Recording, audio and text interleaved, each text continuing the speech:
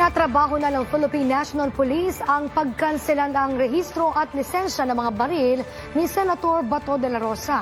Aabot sa higit 118 na mga baril ng nakapangalan o ang nakapangalan sa senador. Si Ezra Abad nakatutok. Babawiin na ng Philippine National Police o PNP ang mga lisensya sa mga baril ni Senator Ronald Bato de la Rosa. Since we have received the warrant of arrest, and then therefore we have to look all the circumstances. One is, of course, the fact that the concerned office of the PNP is processing for verification. Ilan pong firearms yung mayroong registered under Senator De La Rosa? It's 100 plus. 100 plus, sir? Hindi ko matanda yung sa 100. Pinoproseso na ng Firearms and Explosives Office ng PNP ang kanselasyon sa mga lisensya at kukumpiskahin na rin ang mga baril ng senador.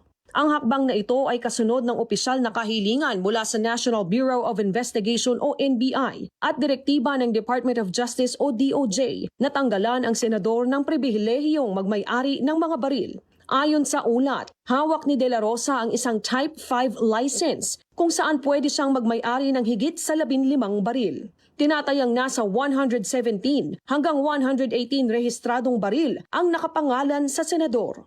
Last week, we have already gathered the necessary evidence tungkol doon sa pag-cancel or pag-revoke sa LTOP at firearm registration ng ating butihing senador. We have already evaluated kung ano yung ground na gagamitin.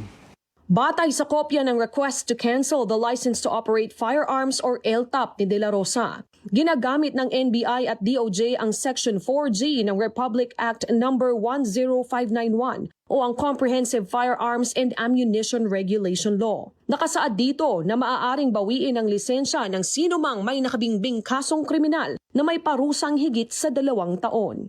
Una nang inihayag ng National Bureau of Investigation o NBI na dati nang tinag si Senator De La Rosa bilang armed and dangerous. Ayon sa ahensya, bahagi lamang ito ng kanilang protocol sa pagtugis ng mga pugante.